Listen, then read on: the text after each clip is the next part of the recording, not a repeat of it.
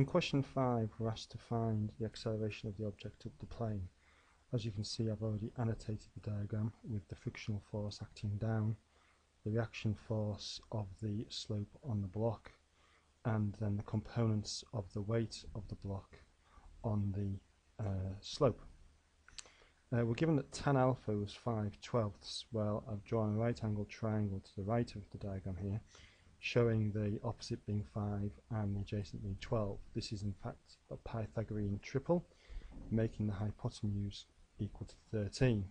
So therefore we now have sine alpha as being 5/13 and cos alpha as being 12/13 respectively.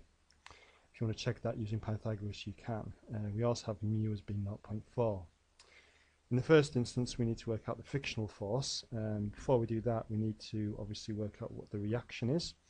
And the reaction in this case is equal to 52g cos alpha. And what we did there was resolve perpendicular to the plane.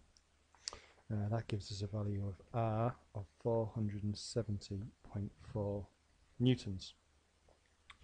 Next, if we apply F equals ma up the slope in the direction of acceleration, we can see that the 500 newtons acting up the plane minus the frictional force. Well, frictional force is equal to mu r.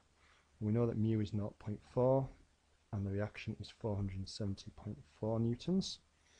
And then obviously we have the component of the weight pulling the block down the slope, which is 52g sine alpha, and that is equal to ma, which is 52a. In resolving all that, we find we have 500 minus the frictional force at 188.16 minus the component of the weight 196 newtons is equal to 52a. And the only unknown we have in this equation is a.